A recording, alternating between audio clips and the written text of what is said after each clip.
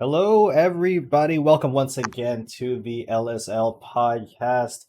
Today we have two very skilled, very established, yes, in the Axie esports scene. They are from YGG. Please welcome onto the show BigGabbie and Disi. Gentlemen, how are you doing today? Uh, doing good, doing good. Um, Pretty excited for the tournament, I guess. It's coming up soon. Yeah, pretty good. Been busy with other tournaments as well, so yeah. Yeah, the tournaments recently were like a lot, but we're still trying to win more games and yeah, like learn more about like V2 stuff because the season is also long. So we're trying to utilize all the tournaments that we're also playing. Oh yeah, that does make a lot of sense. I mean, how successful have you been lately throughout, your entire I guess weekly tournament rotation? Successful. Um, so far not too bad because this week is the XC. As of now, we're only playing like XC Joy, the qualifiers, or rather just me. This season wasn't chosen, so made it to day two of the qualifier. So very successful, I guess. Yep. Yeah, I think there's just like a lot of tournaments that we've been playing and at least for me, there's not like a lot of great finishes yet, but at the end of the day, we just like play it, and still trying different stuff too. Because we're not just like looking for what's happening on tournaments, but what we could also do in the ladder since it's the last season for us. Yeah, So yeah, gotta mixing theory crafting stuff right now. you gotta maximize your gains on ladder before V2 does come grinding to a halt. Speaking of which, Mhm. last season it's gonna be a little bit of a long one. How do you guys feel about V2, possibly getting shifted out? Are you gonna miss it? Would you prefer this, or are you ready for Origin? Um, I mean, it's definitely very sad, right? Because the game that we come to know and love is gonna be shut down.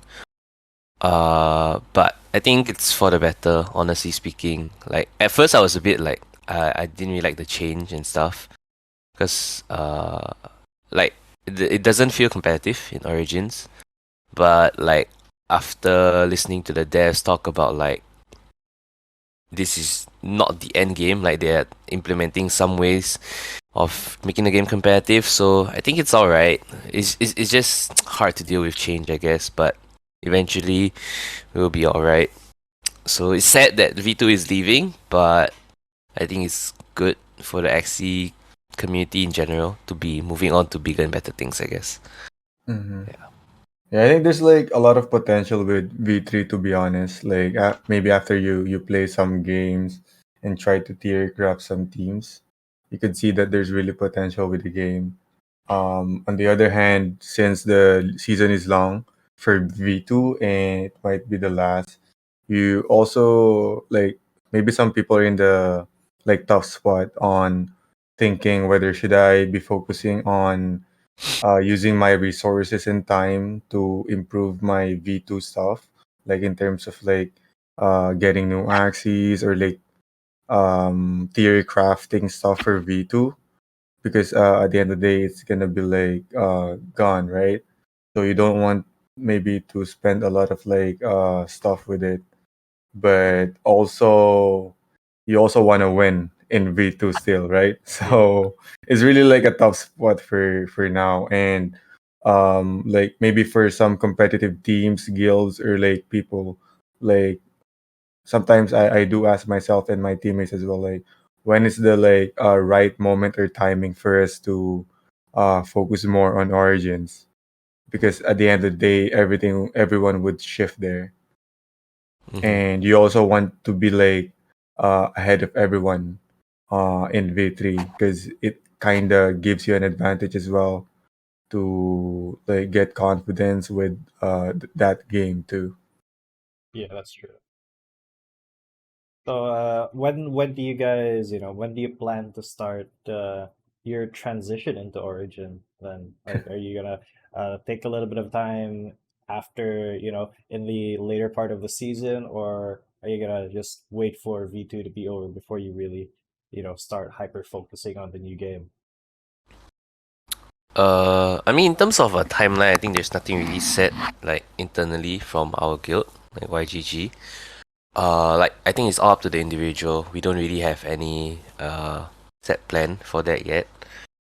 But personally, I think I'll most probably be focusing like after the season because I what I think would happen like after the season is not a complete shutdown of V2 yet.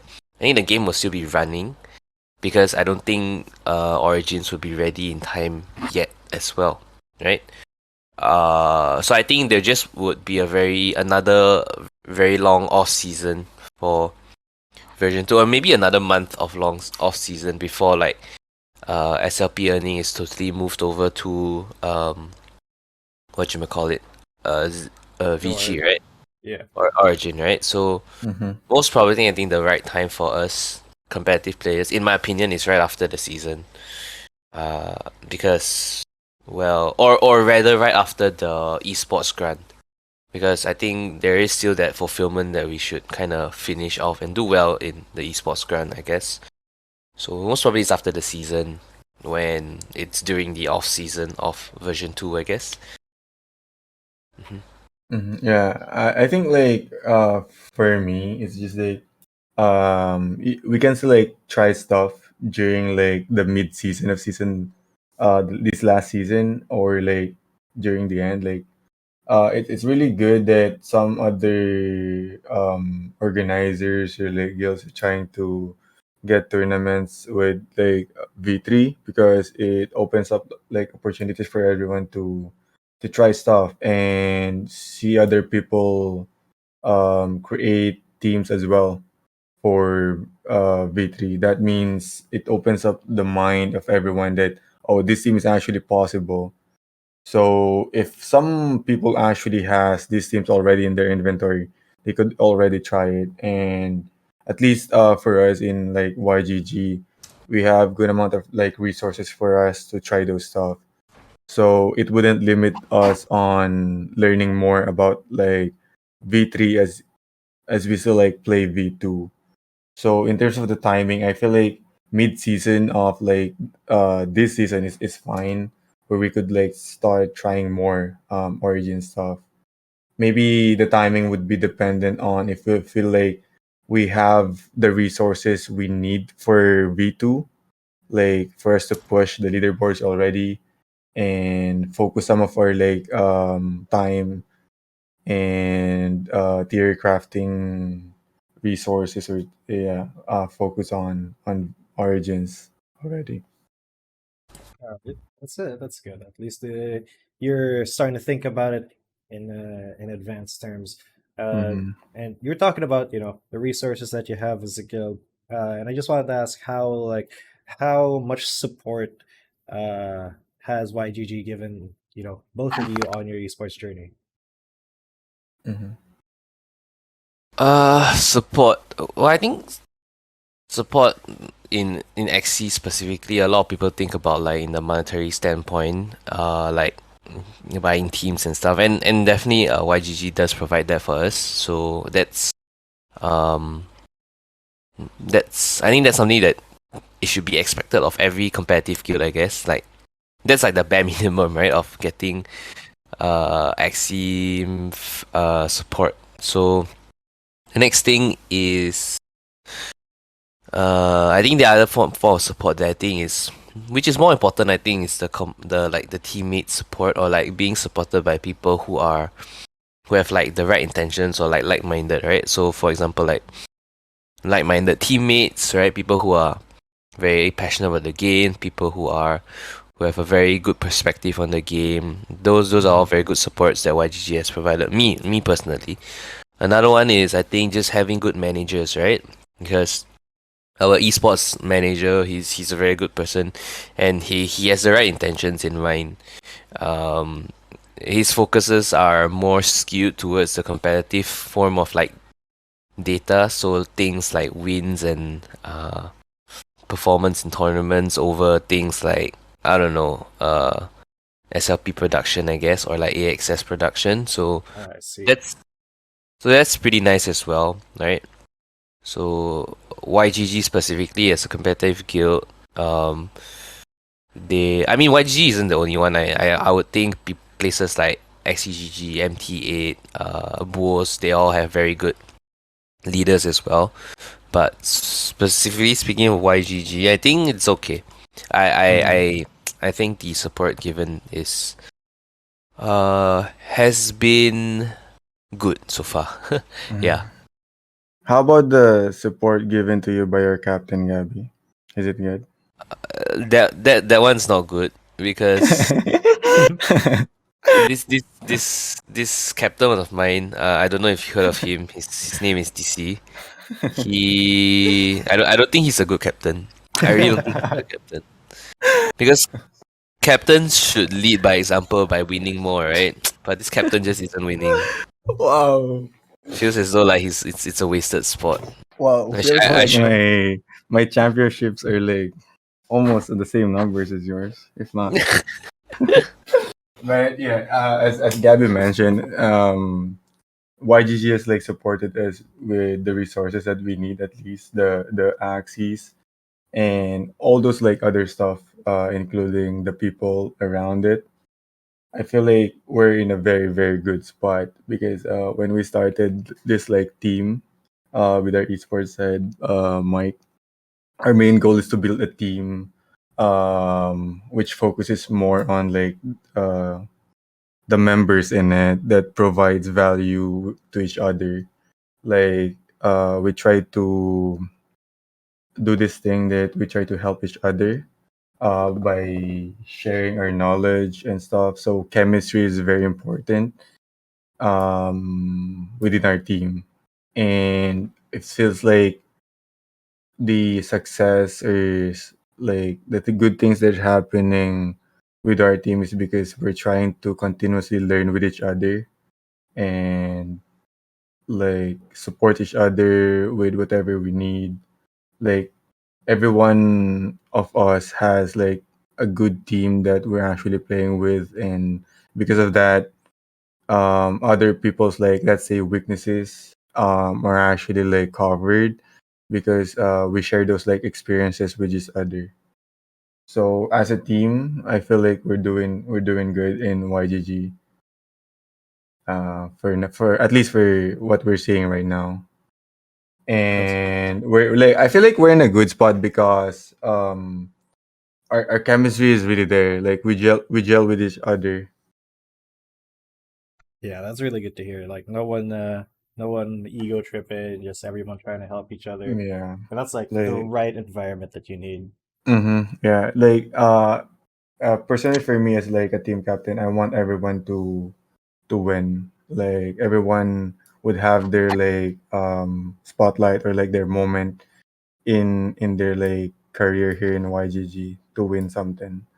That's our like goal. That's a pretty good goal, I'd say.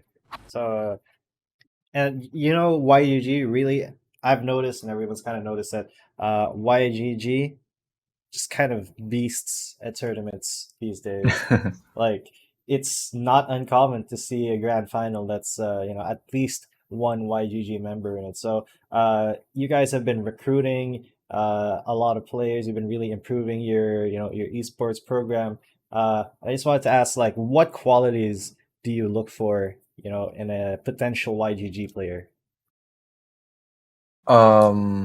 First of all, like I feel like the skill, like a lot of people in the space right now, at least in like Accent 20, has very good skill with the game. I keep on telling other people that during like the last few seasons, everyone is getting more and more competitive because the resources are more like achievable. So many players can actually try stuff get this good axes. So it's about the the effort that people actually put into the game, which factors more. And for us in YGG, since we value like the value that you add to your team, we try to figure out if you actually can fit with our team. Like, do you play more as like a single unit, or do you try to add value to the team more? So we try to figure out um how you actually work well with each other, I mean with other people. So we do scrims, we try to speak with you, try to understand how you think um before we actually ask you to be part of our team or something like that. Yep. So I think also another thing that like what DC said to honestly chemistry specifically to me Mm-hmm. is because the recruiting process is what I think it's nice is it's not just up to like the to Mike as the esports lead and DC as a captain. They include us those Mm-hmm. currently in the team in the recruitment decision process as well. Like we join the interviews, we join their tryouts and stuff like that. So I think one thing that we all kind of always look at, like I don't think it's like a rule or something that we explicitly say during those like interviews and stuff. But I think one like the chemistry part for me is very very important. Like whether we feel comfortable talking to the person, whether we feel like whether we can gel, whether we can banter with them, you know, and stuff like that. Whether they are egoistic person kind of thing, or whether they're humble and stuff like that. Mm-hmm. So that part is I think very important, and that's kind of something that we really look at because um not everybody who's good gets to deserves a spot. Basically speaks. Basically, that's what I'm saying. So it's not just about skill. You know, a Mm-hmm. lot of people just think it's all about skill. Like as long as you're good in the game, you can kind of get to anywhere you are. But not really. Like if you're an asshole, people aren't still gonna recruit you and stuff like that. So yeah. Mm-hmm. Hmm. Yeah, maybe people are thinking that like Axie Infinity, oh, this is like an individual sport because you only play alone and stuff, right? Like Hmm. with yourself. But if you come to think about it, when you try to join an organization or like any guild, you also have to consider the people that is also part of that guild already. And the only way for you to add value to that guild is actually for you to be able to share your knowledge as well with the people who are already in it. If you're just like a person that goes into the guild and take the resources from that guild, in my opinion, you don't really put value to yourself that much when you're already in that guild. You're just like a player who tries to chase achievements, and that's not how we think in YGG, at least, because we try to like improve everyone. And like if you come into our guild, like you're a new member, we hope that you give value to us and we give like those knowledge to you as well. So it's like we're benefiting from each other. So something like that. Yeah, it's like a symbiotic relationship. You gotta Mm-hmm. give some value to the team while you're learning and accessing resources and stuff. So that's really Mm-hmm. good that you guys you focused on attitude, because I do think that's one of the things that makes or breaks an esports team. In Mm-hmm. any esport really. And with all that being said, I'm sure you guys have been theory crafting for possible builds for the playoffs. How you know how prepared are you, and what meta are you expecting to find in the playoffs? Because there is going to be a I think it's 10 axes and ban one for the playoffs. So it's standard, quote unquote standard banning rules now. What are you guys expecting to find from other players? Mm, I mean, 10 axes is actually quite a lot, right? And it's nothing new. I think it's like I think we've gone through this before. So I think uh in terms of like expecting what to expect, definitely we'll be expecting a lot of the meta stuff, right? Like right now, so what's that? It's like lunges. So there's a few of the chosen ones in there. Definitely they're gonna be bringing those. So you kind of need to account for those. And then after that you account for like the meta stuff, and then from then on, I think the rest of the XE pool should be bringing things that are axes that can basically flexible axes, right? So things that allows you to make many permutations of comms, I guess. So that's kind of how I view team comms or team building in tournaments specifically, so that if your opponents ban specific things, they basically don't make you useless, right? So You that's have a backup.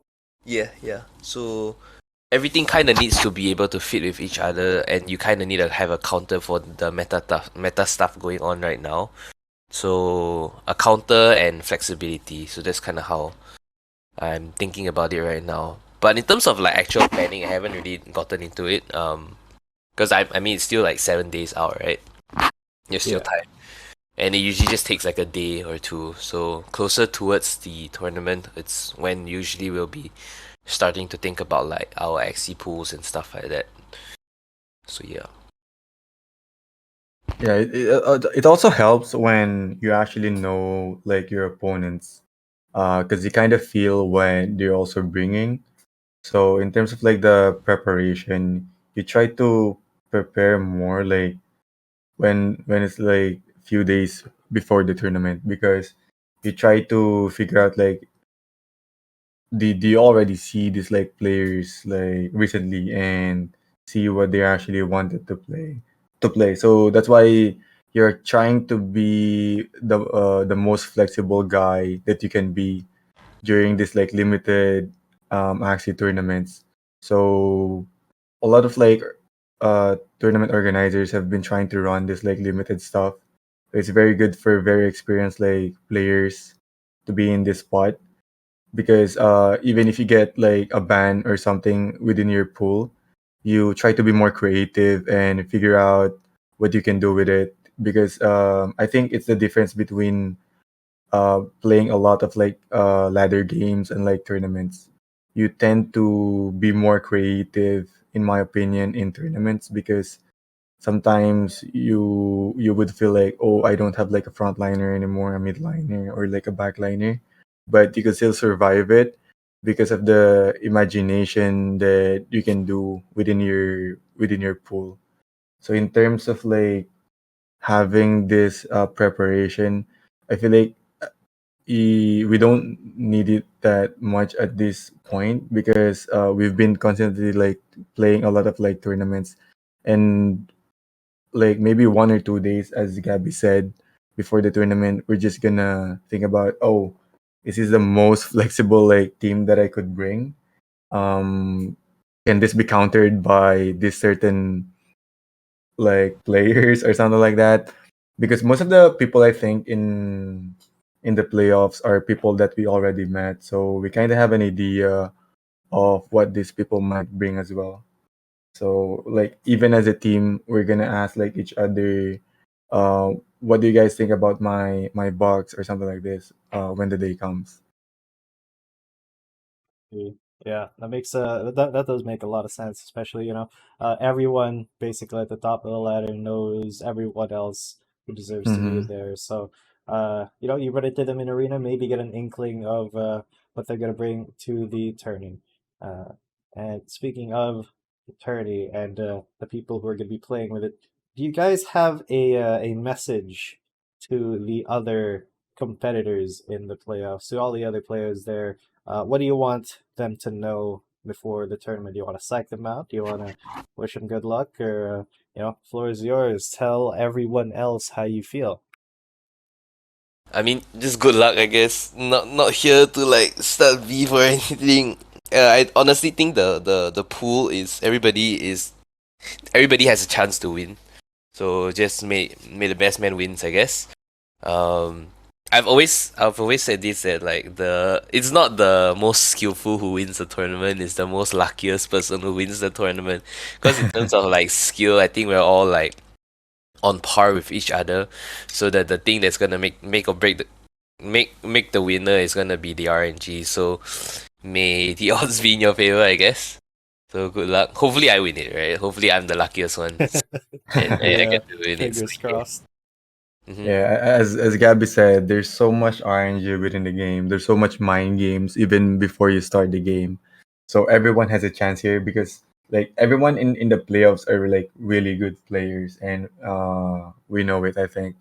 So whoever gets favored by like the RNG, I think is really lucky during that day. But good luck to like everyone. But I really hope at least a guy with like YGG in it wins the tournament. To be honest. All right, that's good to hear. And I mean, speaking of RNG, I bet you guys have to, say a little extra prayer to Papa Jiho's on tournament day. True, true, true. Little tweet at Jiho's, and then just like, please give me the crits today. Yeah, but anyway, do you guys have any other shout outs or people you want to thank before we end off this episode? No, I think I'm good. I'm good. Yeah, just shout out to our teammates in YGG and our esports head again. So yeah, thanks for the support, and I hope we do win more tournaments soon. All right, so there you go, guys. That has been Dizzy and Big Gabby from YGG, two of the very, very prominent players in the LSL Season 3 Guild Rush playoffs. If you want to see them battle it out live, it's May 14th, and I believe it's 9 p.m. GMT +8 or Philippine time. So see you guys there, and we'll see who the best player really is in LSL Season 3.